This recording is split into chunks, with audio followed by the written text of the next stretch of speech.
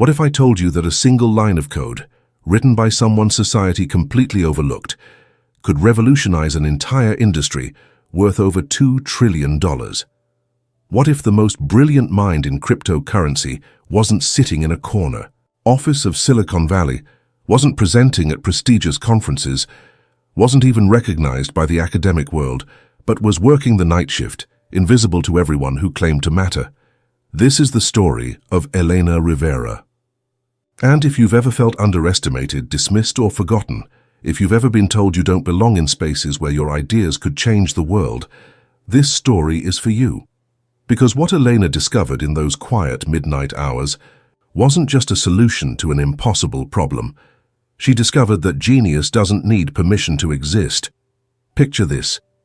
It's 11:47 p.m. at the Massachusetts Institute of Technology, one of the world's most prestigious centers of technological innovation. While the brightest engineering minds sleep peacefully in their dormitories, dreaming of their future billion-dollar startups and Nobel Prize acceptance speeches, Elena Rivera pushes her cleaning cart down the empty corridors of the Starter Center, Computer Science Building. 27 years old, moving quiet as a shadow through hallways, lined with portraits of legendary inventors and entrepreneurs, she navigates these marble floors like someone who understands she's trespassing in a world that was never meant for her. Because according to everyone around her, the professors, the students, the administrators, who barely acknowledge her existence, she doesn't belong here.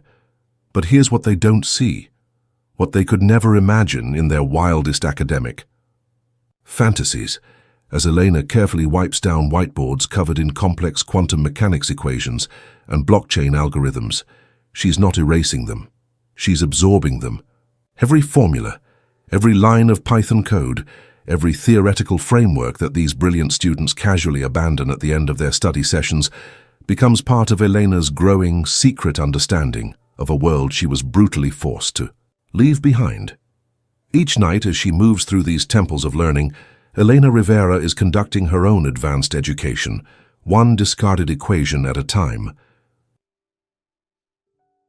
Elena Rivera wasn't always pushing a cleaning cart through MIT's hallowed halls. 3.5 years ago, she was Elena Rivera, junior mathematics major with a concentration in cryptographic theory.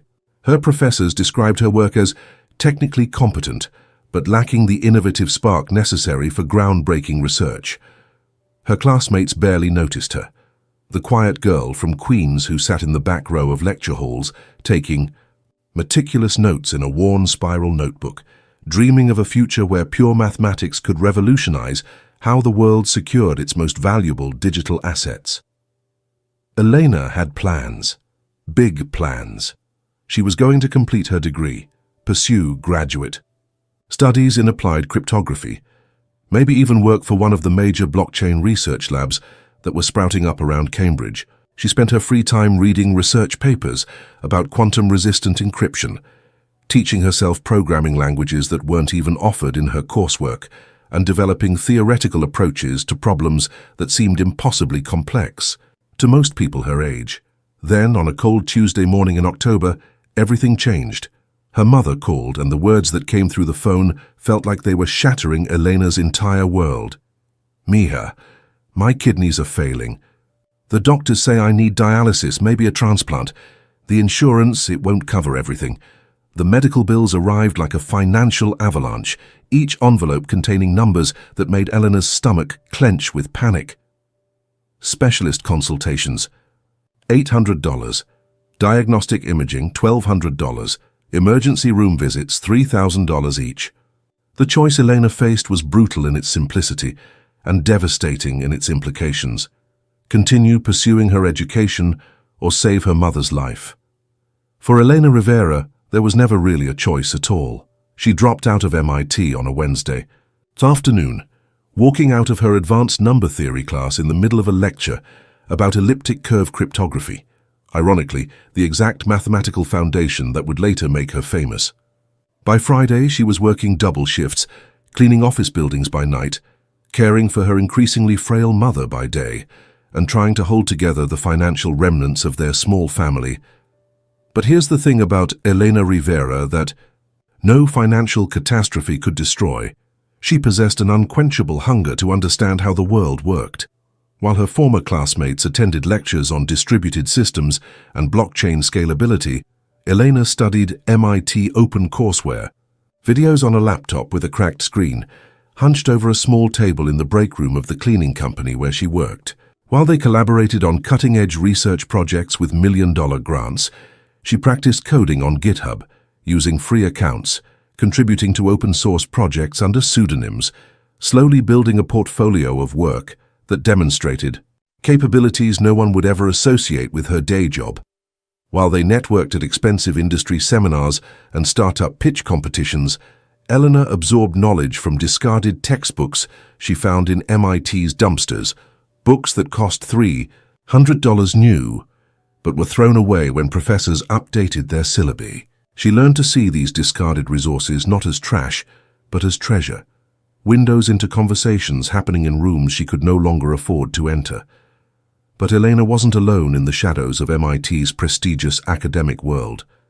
There was one person who noticed her dedication, who saw something in the quiet young woman who stayed late to practice mathematical proofs on whiteboards that would be erased before morning. Frank Simmons, the 60-year-old night security guard who had been protecting the computer science building for nearly 2 decades. Frank's story held its own tragedy. He had once been a software engineer himself, back in the early days of the internet, working for a small company that developed encryption protocols for financial institutions. He understood the elegant beauty of mathematical solutions to complex problems, the satisfaction of writing code that protected people's most valuable digital assets. But when his 18-year-old son died in a car accident, Frank's world collapsed. The passion for innovation that had once driven him to work 16-hour days simply evaporated, replaced by a grief so profound that he could no longer bear the thought of creating anything new in a world that had taken away the person he loved most. Frank saw something in Elena that reminded him of his younger self, that pure, almost spiritual love of problem-solving that burns brighter than any credential or career ambition. During their brief conversations in empty hallways, he became her unlikely mentor and closest ally in a world that seemed determined to ignore her potential. "Knowledge isn't about where you sit in the classroom," Frank would tell her during their quiet conversations between his security rounds. "It's not about what's written on your diploma or how much money your family has in the bank. Real knowledge is about how hungry you are to understand, how willing you are to keep learning even when the world tells you to give up." These words became Elena's anchor during the darkest moments of her journey. MIT's computer science department exists in a carefully constructed bubble of privilege and prestige, where your intellectual worth is measured not just by your ideas, but by your pedigree, your publication history, your ability to speak the complex language of academic success with fluent confidence.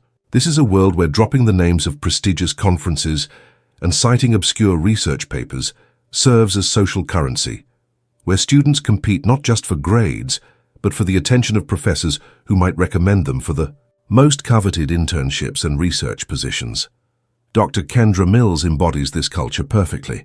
52 years old, internationally published, with a corner office decorated with awards from cryptography conferences in Zurich and Tokyo, she guards the gates of academic respectability with the fierce dedication of someone who fought her own battles to earn respect in a male-dominated field. Her reputation for maintaining the highest standards is legendary among students, who speak of her approval in hushed, reverent tones. 3 years ago, when Elena had applied for the Harriman Research Scholarship, a prestigious award that could have covered her tuition and provided a pathway to graduate school, Dr. Mills had rejected her application with a typewritten note that Elena still remembered word for word. "Ms. Rivera shows technical competency in basic mathematical concepts, but lacks the creative spark and innovative thinking necessary for groundbreaking research in advanced cryptography. Her work, while accurate, demonstrates a mechanical approach to problem solving that suggests limited potential for original contribution to the field." The rejection had stung, but Elena had accepted it as an honest assessment of her abilities. Maybe she really wasn't innovative enough for academic research.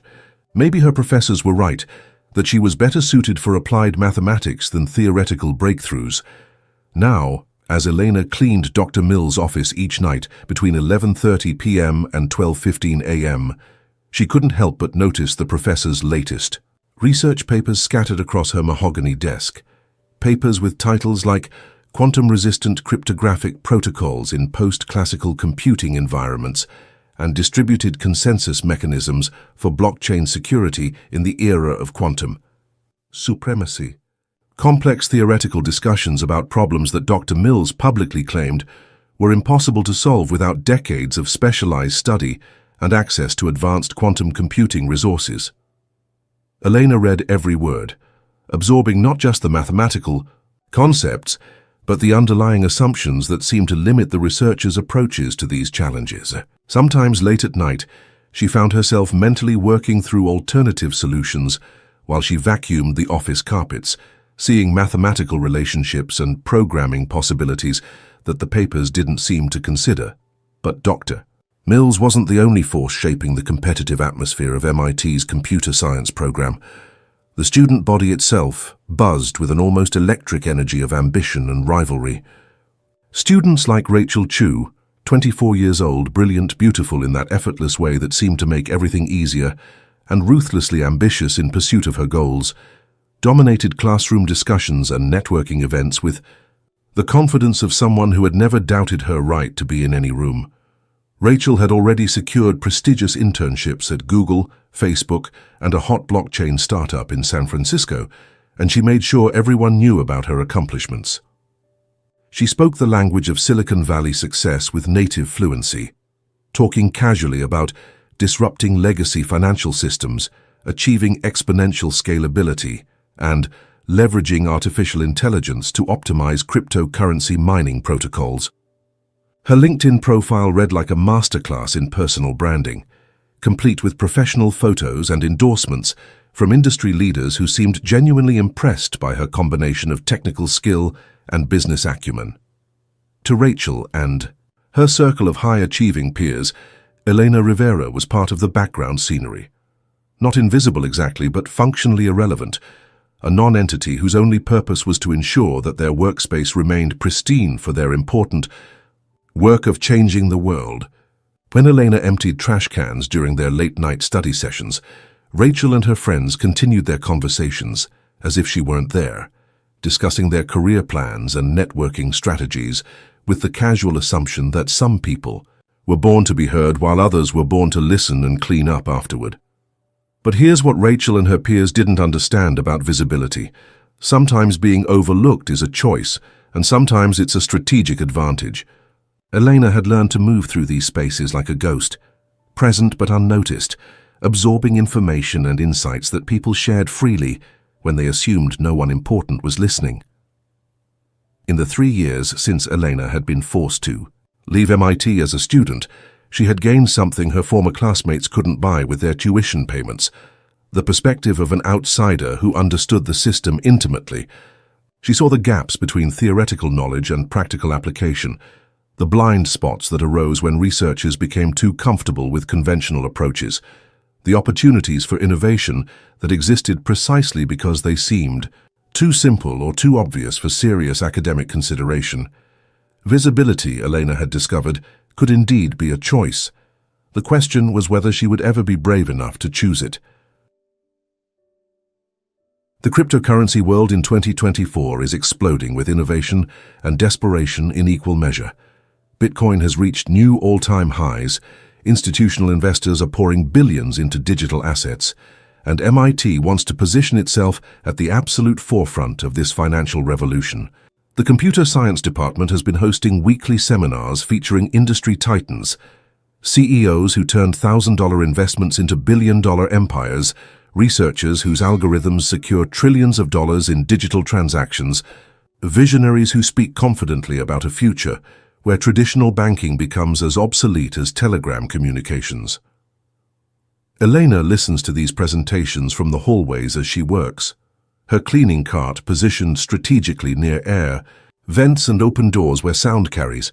She absorbs every word of discussions about blockchain scalability challenges, the looming threat of quantum computing to current encryption methods, and the race to develop quantum-resistant cryptographic protocols before bad actors gain access to quantum computers powerful enough to break the mathematical foundations that secure the entire digital economy. The irony of her situation isn't lost on Elena. These brilliant minds, people with doctoral degrees from Stanford and Carnegie, Mellon, researchers who command six-figure salaries and speaking fees, professors whose academic papers are cited thousands of times, are grappling with problems that keep her awake at night. Not because she's worried about the future of cryptocurrency, but because she can see solutions that they seem to be missing. They approach these challenges with sophisticated theoretical frameworks and advanced mathematical models, while Elena sees elegant simplicity hidden beneath layers of unnecessary complexity. During one particularly intense 3-hour seminar about cryptocurrency security vulnerabilities, Elena positions herself in the hallway outside the main auditorium, ostensibly organizing cleaning supplies while actually following every word of a heated debate between Dr. Mills and Dr. Sarah Chen, a visiting researcher from Stanford's Quantum Computing Institute. Dr. Chen is presenting her latest research on the timeline for quantum supremacy, the moment when quantum computers become powerful enough to break current encryption methods that protect everything from credit card transactions to government communications. Based on current development trajectories, Dr. Chen explains to the packed auditorium, we have perhaps 5 to 7 years before quantum computers can efficiently solve the mathematical problems that form the foundation of RSA encryption and elliptic curve cryptography. Dr. Mills responds with academic skepticism that borders on dismissiveness. The computational requirements for quantum-resistant encryption that maintains the efficiency necessary for blockchain applications are simply too demanding, she declares, with the authority of someone who has published 14 peer-reviewed papers on the subject. You'd need to fundamentally reimagine how we approach distributed cryptography, and frankly, I don't see how that's possible without sacrificing either security or scalability. The mathematical constraints are simply too rigid. Elena pauses. In her pretense of organizing spray bottles and cleaning cloths, her mind races through possibilities that seem obvious to her, but apparently haven't occurred to either of these distinguished researchers. What if instead of treating quantum resistance as a computational burden to be overcome, you treated it as a distributed opportunity to be leveraged? What if each node in a blockchain network could serve as both a transaction validator and a quantum key generator, using the natural randomness of quantum states to create encryption that actually becomes stronger as more participants join the network? The solution seems so clear to Elena that she almost assumes these professors must have already considered and dismissed it for reasons she doesn't understand. But as she listens to their continued debate, it becomes apparent that they're genuinely stuck on the same theoretical framework that creates the problem they're trying to solve. They're approaching quantum resistance as if it requires building a more sophisticated lock, when what they really need is to redesign how the entire security system operates. But who would listen to a night janitor's theories about quantum cryptography? Eleanor knows the answer. Absolutely no one. That same week, Eleanor notices Frank struggling with his old Dell laptop during their shared break in the small room behind the security desk. The laptop, which Frank admits is probably older than some of the freshmen, keeps freezing when he tries to help his nephew Marcus with computer programming assignments for his community college course. These young kids make it look so easy, Frank sighs, staring at a programming problem that has completely stumped him. Write a function that implements basic blockchain validation. 20 years ago I could debug assembly language code in my sleep, and now I can't even figure out how these Bitcoin things actually work. Maybe I'm just too old to understand this new technology. Eleanor quietly peers over his shoulder at the assignment. It's a relatively straightforward blockchain implementation problem. Create a simple proof-of-work system that validates transactions and maintains a distributed ledger. The kind of challenge that would take most students several hours of research and trial-and-error coding, but something Elena could solve in her sleep. She spends her 15-minute break writing elegant, extensively commented Python code that not only solves Marcus's assignment, but demonstrates advanced optimization techniques that weren't even covered in his coursework. Her solution includes innovative approaches to hash validation, memory management, and distributed consensus that reveal a deep understanding of blockchain architecture that goes far beyond what any community college course would require. Frank stares at the screen in complete amazement as Elena's code executes flawlessly, processing test transactions faster and more efficiently than the reference implementation provided by Marcus's instructor. "Elena, where did you learn to do this?" "This is graduate-level computer science work." Elena shrugs with the modest smile that has become her default response to praise. "YouTube, mostly," she says softly, "and a lot of trial and error. Once you understand the mathematical principles, the programming is just a way of expressing those ideas in a language that computers can understand." What Elena doesn't mention is that she's been developing her own blockchain implementations in her spare time, experimenting with novel approaches to distributed consensus and quantum-resistant cryptography that she's never shared with anyone. She has folders full of code on her personal laptop that represent months of late-night work, solutions to problems that would impress industry experts if they came from someone with the right credentials. Frank saves Elena's code to send to his nephew, but he also does something else. He begins to understand that the quiet young woman who cleans these hallways possesses capabilities that would astonish the professors and students who walk past her every day without a second glance. The tension comes to a head during a department-wide presentation about MIT's upcoming cryptocurrency research initiatives. Elena is cleaning the lecture hall as students and faculty filter in for the evening session. She should make herself invisible, but the topic, quantum-resistant blockchain architecture, is exactly what she's been studying. As she works quietly in the back, she overhears Rachel Chu confidently explaining to a group of classmates why certain approaches to quantum encryption are obviously flawed. "The paper from Stanford is completely theoretical," Rachel declares. "They're ignoring basic computational realities. Anyone with real blockchain experience would see the problems." Immediately, Elena freezes.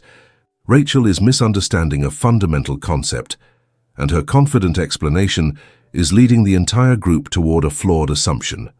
The solution Rachel dismisses as obviously impossible is actually the key to solving the quantum resistance problem. Unable to stay silent, Elena quietly approaches the group. "Excuse me," she says softly. "I couldn't help but overhear. I think there might be another way to approach the Stanford paper's conclusions." The conversation stops. Every eye turns to Eleanor, the night cleaner who dared to interrupt a discussion among MIT's brightest students. Rachel's expression shifts from surprise to condescension. "I'm sorry, but this is a pretty advanced technical discussion. We're talking about graduate-level cryptography concepts." "I understand," Elena replies calmly. "But if you consider the distributed processing approach differently, treating each node as both a validator and a quantum key generator, you could potentially solve the computational burden problem." For a moment, the group is silent. Then, Rachel laughs. "Look, I'm sure you've picked up some interesting facts from cleaning our classrooms, but blockchain cryptography isn't something you learn by overhearing conversations." Heat rises in Elena's cheeks, but she maintains her composure. "You're right. I should get back to work." As she returns to her cleaning, she overhears Rachel telling the group, "You have to admire the confidence, though. Imagine thinking you could contribute to quantum cryptography research because you've overheard a few lectures. The dismissal stings more than Elena expected, but it also ignites something deeper, a determination to prove that insight doesn't require permission." Word of the incident spreads through the department's social networks. Elena becomes a minor curiosity, the cleaner who thinks she understands advanced cryptography. Some students find it amusing. Others are mildly offended that someone unqualified would dare participate in their academic discussions.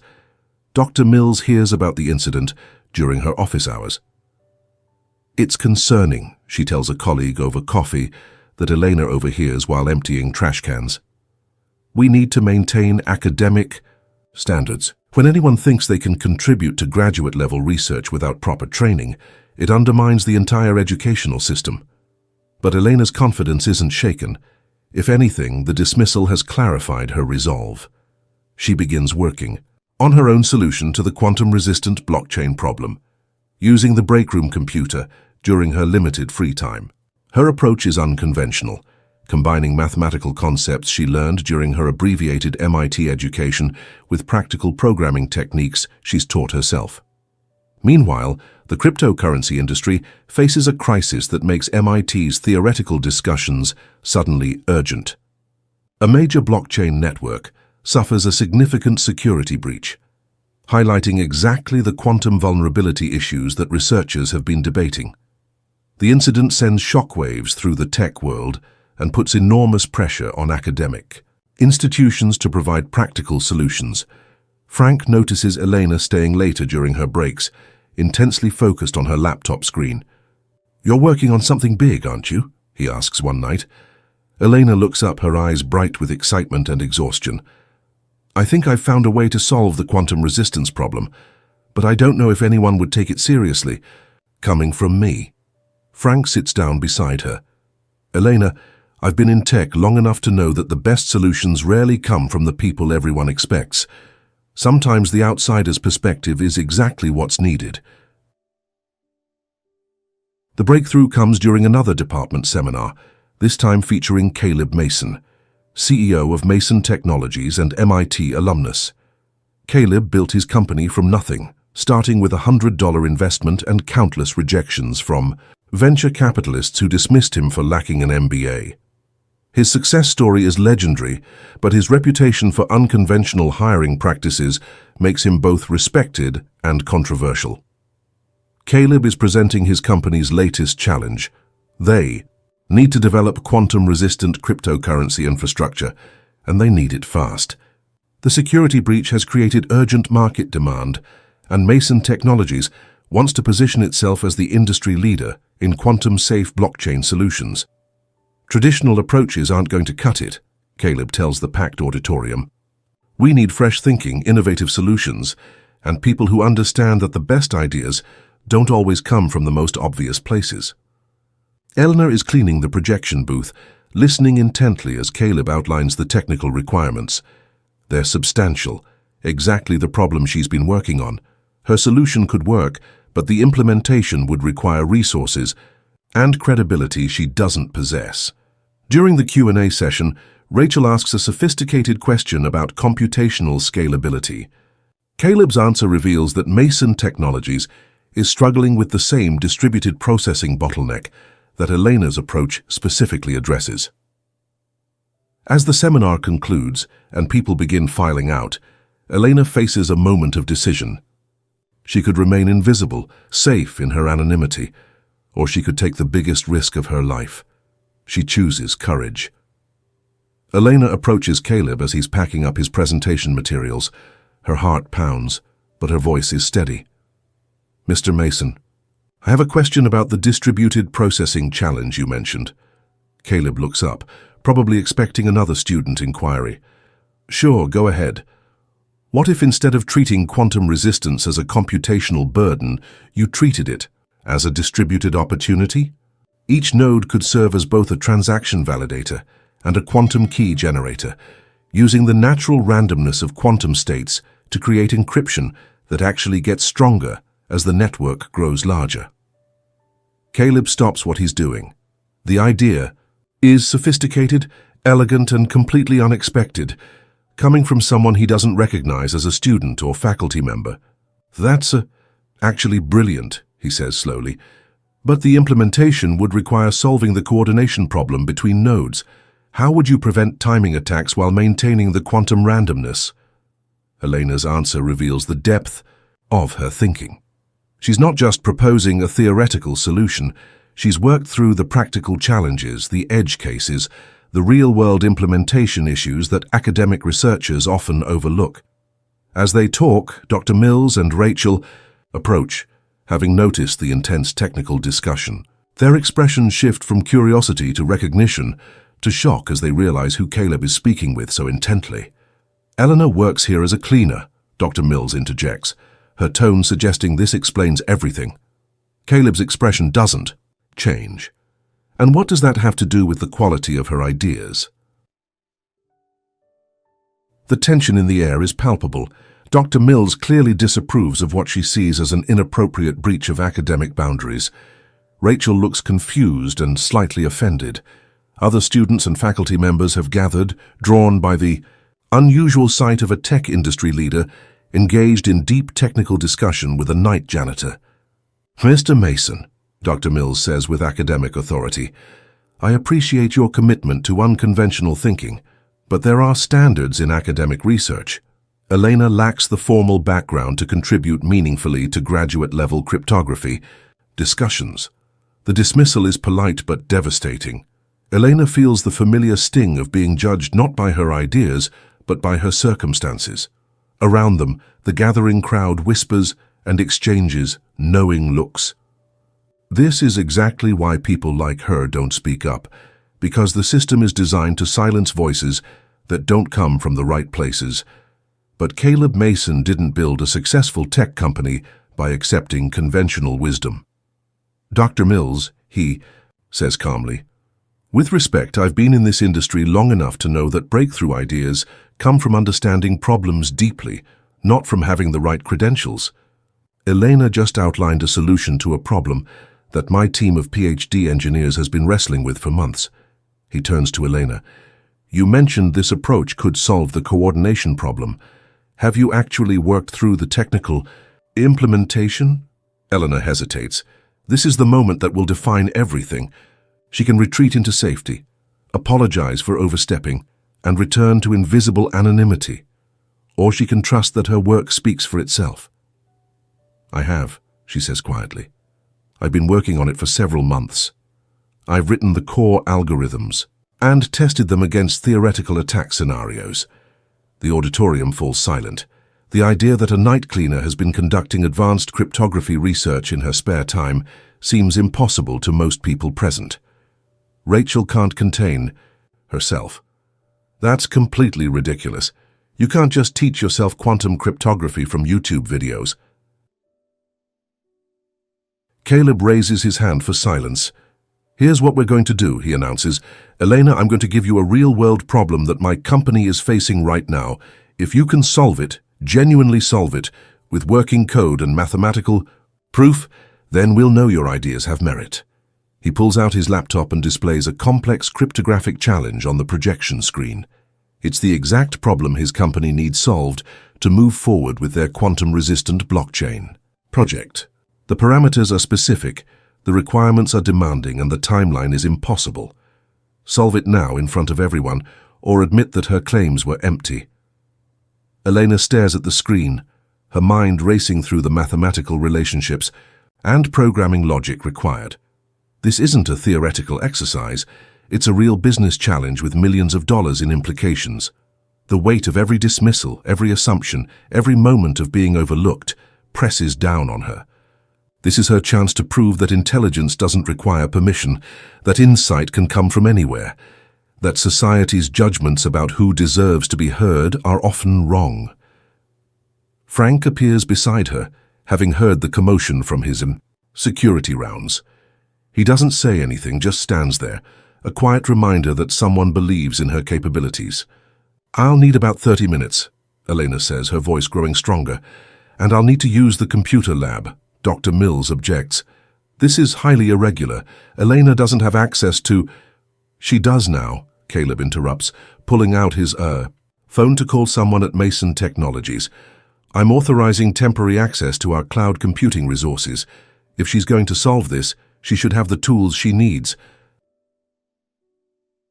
The computer lab fills with an unusual crowd. Students, faculty, and even some late-working researchers have heard about the unprecedented challenge taking place. Elena sits at a workstation, her fingers moving across the keyboard with practiced precision. What people don't realize is that she's been preparing for this moment for 3 years. Every night of studying, every overheard lecture, every discarded textbook has been building toward this demonstration of her capabilities. She starts by sketching the mathematical framework on a whiteboard, explaining her approach in clear, confident terms. Her solution combines elegant theoretical insights with practical programming techniques that address real-world implementation challenges. The key insight, she explains as she codes, is that quantum randomness isn't a bug to be overcome, it's a feature to be leveraged. Instead of trying to create predictable encryption in an unpredictable quantum environment, we create encryption that becomes more secure as quantum effects increase. Rachel watches with growing amazement and discomfort. The approach Elena is outlining is genuinely innovative, addressing weaknesses in conventional quantum-resistant cryptography that Rachel herself hadn't even recognized. Dr. Mills observes, with academic skepticism, but even she can't deny the sophistication of Elena's mathematical reasoning. The solution Elena is building isn't just technically sound, it's elegant in ways that suggest deep understanding rather than superficial knowledge. As Elena works, Caleb provides commentary for the gathering crowd. What you're seeing here is exactly the kind of thinking our industry needs. She's not just solving the problem we gave her, she's solving problems we didn't even know we had. Elena's first victory comes when her code successfully compiles and passes basic functionality tests. The algorithm she's created handles the distributed processing challenge elegantly, coordinating between network nodes without creating security vulnerabilities. But Caleb isn't satisfied with basic functionality. Let's see how it handles real-world attack scenarios, he says, pulling up a sophisticated testing environment that simulates the kind of malicious activity that blockchain networks face daily. Elena's second victory is even more impressive. Her solution doesn't just resist standard attacks, it adapts to them, using attempted security breaches to strengthen the network's overall encryption. It's a breakthrough that could revolutionize how cryptocurrency systems handle security threats. The third victory comes when Caleb tests Elena's solution against quantum computing simulations. Traditional encryption crumbles under quantum attacks, but Elena's approach actually performs better in quantum environments than in classical ones. She's solved the fundamental quantum resistance problem in a way that turns the challenge into an advantage. By now, the crowd in the lab has grown substantially. Word has spread throughout the building that something extraordinary is happening. Students have called friends, faculty members have postponed evening plans, and even Dr. Mills has abandoned her skeptical posture in favor of genuine scientific curiosity. Elena's fourth victory comes when Caleb runs her solution through his company's internal testing protocols, the same rigorous evaluation they use for potential multi-million-dollar implementations. Her code doesn't just pass, it exceeds performance requirements in every category. But the fifth victory is the most meaningful.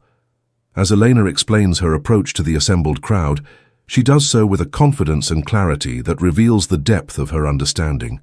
This isn't someone who memorized solutions from textbooks. This is someone who truly comprehends the underlying principles and can apply them creatively to novel problems. Caleb's reaction is immediate and decisive.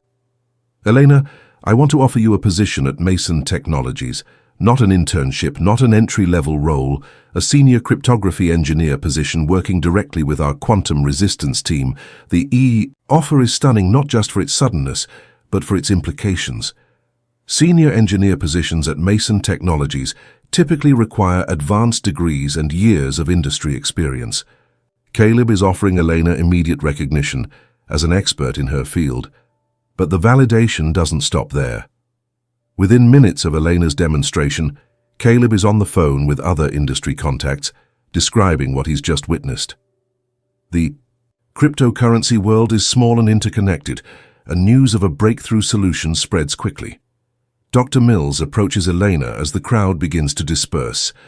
The professor's expression has shifted from skepticism to something approaching respect.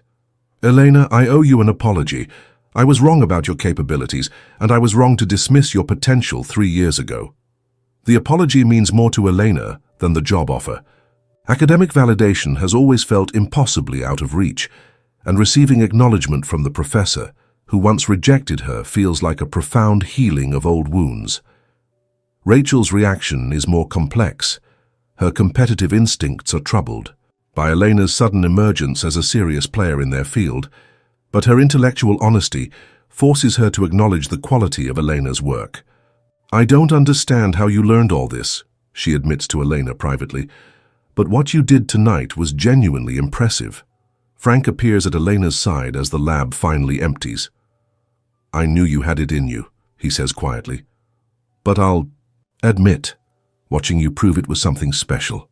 As they walk through the empty corridors where Elena has spent countless nights cleaning and learning, the irony of the transformation isn't lost on either of them.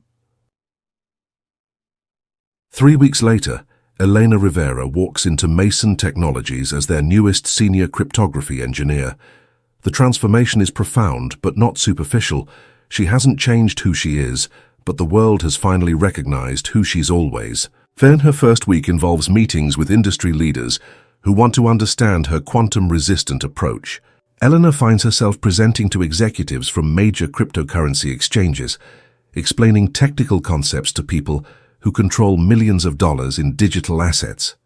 The respect in these rooms is genuine and immediate. In the tech industry, results matter more than credentials, and Elena's solution is already being implemented across multiple platforms. She's not just participating in these conversations, she's leading them. Caleb assigns Elena to head a new research division focused on quantum-safe cryptocurrency infrastructure. It's a role that would typically go to someone with decades of experience, but Elena's unique insights have proven more valuable than traditional qualifications. During her first team meeting, Elena realizes she's no longer the outsider looking in. Her colleagues treat her as an equal, consulting her on technical decisions and respecting her expertise. The imposter syndrome that has haunted her for years begins to fade as she accepts that she belongs in these spaces. Elena's new office overlooks Boston Harbor, a dramatic change from the basement break room where she used to study. But she's chosen to decorate it with photos from her journey, including one of Frank and her mother, reminders of the support that sustained her through difficult years. Her work at Mason Technologies quickly gains industry attention. Tech publications write articles about the MIT janitor turned cryptography expert, though Elena insists on being described simply as a self-taught engineer. She doesn't want her story to be reduced to a feel-good narrative about overcoming circumstances. She wants it to demonstrate that talent exists everywhere, waiting to be recognized. The cryptocurrency solutions Elena develops prove immediately valuable. Several major blockchain networks implement her quantum-resistant protocols, and the enhanced security drives adoption rates higher than anyone anticipated. Her technical innovations aren't just theoretical successes, they're generating real business value. Elena begins speaking at industry conferences, sharing not just her technical insights, but her perspective on recognizing talent in unexpected places. Her presentations consistently draw standing ovations, not because audiences pity her background, but because they respect her expertise. Meanwhile, her mother's health improves with access to better healthcare coverage through Elena's new job. The medical bills that once seemed insurmountable become manageable, and Elena can finally focus on her career without the constant stress of financial survival. 6 months after her breakthrough demonstration, Elena returns to MIT as a guest lecturer for Dr. Mills's advanced cryptography course. Standing at the front of the same classroom where she once cleaned whiteboards, she presents her latest research. And her current students, the irony isn't lost on anyone present. Students who never would have noticed Elena as a cleaner now hang on her every word as an industry expert. The transformation highlights how much potential society overlooks when it judges people by their circumstances rather than their capabilities. After her lecture, Elena meets privately with Dr. Mills. The professor has become genuinely supportive, even advocating for Elena to complete her MIT degree part-time while working at Mason Technologies. "I've learned something important from watching your journey," Dr. Mills admits. "Academic institutions like to think we're the gatekeepers of knowledge, but sometimes we become barriers instead. Your success has made me reconsider how we identify and nurture talent." Elena also visits Frank during his night shift, bringing coffee and updates from the tech world. Their friendship remains unchanged, despite the dramatic shift in Elena's circumstances, a reminder that genuine relationships transcend professional status. "You know what I'm proudest of," Frank tells her. "Not that you succeeded, but that you never stopped being yourself. Success changes a lot of people, but you're still the same person who cared enough to help with my nephew's programming homework." Elena's story inspires changes at Mason Technologies as well. Caleb implements new hiring practices that focus on demonstrated ability rather than traditional credentials, leading to a more diverse and innovative team. Elena helps develop assessment methods that identify talent regardless of educational background. 1 year after her breakthrough night at MIT, Elena receives an unexpected honor, the National Technology Innovation Award for her contributions to cryptocurrency security. The ceremony takes place in Washington, D.C., attended by industry leaders, government officials, and media representatives from around the world. As Elena stands at the podium, looking out at an audience of the tech industry's most influential figures, she reflects on the journey that brought her here. Not just the technical challenges she overcame, but the personal transformation from invisible outsider to recognized expert. "This award doesn't belong just to me," Elena begins her acceptance speech. "It belongs to everyone who has ever been underestimated, overlooked, or dismissed because of their circumstances rather than their capabilities." She speaks about the systemic barriers that prevent society from recognizing talent in unexpected places. Her words aren't angry or accusatory. They're thoughtful observations from someone who has experienced both sides of the recognition equation. "Was the same person the night I was cleaning MIT's classrooms as I am standing here today. The difference isn't my capabilities, it's the opportunity I was given to demonstrate them. How many brilliant minds are we overlooking because they don't fit our expectations about what expertise looks like?" The audience responds with sustained applause, but Elena isn't finished. She talks about the responsibility that comes with being heard when others remain voiceless. Those of us who have been given platforms have an obligation to use them wisely, not just to celebrate our own success, but to create opportunities for others who are still waiting for their chance to contribute. Elena announces the establishment of the Hidden Genius Foundation, funded by her Mason Technologies stock options. The foundation will provide resources and opportunities for self-taught learners from underrepresented backgrounds, focusing on identifying talent based on ability rather than credentials. As Elena's story concludes, we return to MIT on a quiet evening. The same corridors where she once worked as a cleaner now host a new initiative she's helped establish: evening study sessions for working students who can't attend traditional classes. The program serves janitors, security guards, cafeteria workers, and other campus employees who want to expand their knowledge and skills. Elena visits regularly, not as a celebrity making appearances, but as a mentor who understands the challenges they face. In one classroom, we see a security guard learning programming fundamentals. In another, a cafeteria worker studies advanced mathematics. These aren't charity cases. They're capable individuals who simply need access to opportunities and recognition of their potential. Elena works with these students the same way Frank once worked with her, offering encouragement, sharing resources, and most importantly, believing in their capabilities when others don't. The program has already produced remarkable results. Several participants have been hired by tech companies based on their demonstrated skills rather than their educational backgrounds. Others have returned to formal education, armed with confidence and practical knowledge that accelerates their academic success. Elena's influence extends beyond individual success stories. Her example has inspired companies throughout the tech industry to reconsider their hiring practices, leading to more diverse and innovative teams. Universities have developed new pathways for recognizing prior learning and non-traditional expertise. But perhaps the most important change is cultural. Elena's story has contributed to a growing recognition that talent exists everywhere, waiting to be discovered and nurtured. The narrative that expertise requires specific credentials or comes from predictable places is slowly giving way to a more inclusive understanding of human potential. As we watch Elena leave MIT after another evening of mentoring, we see her pause at the whiteboard where she once practiced algorithms with a cleaning cloth. Someone has written a message there. Thank you for showing us that brilliance doesn't need permission to shine. Elena smiles, erases the message, and writes her own. Your turn is coming, be ready. If Elena's story resonates with you, it's probably because you felt underestimated at some point in your life. Maybe you've had ideas that were dismissed before they were heard. Maybe you've been judged by your circumstances rather than your capabilities. Maybe you've wondered if your voice matters in spaces where you don't seem to belong. Here's what Elena's journey teaches us.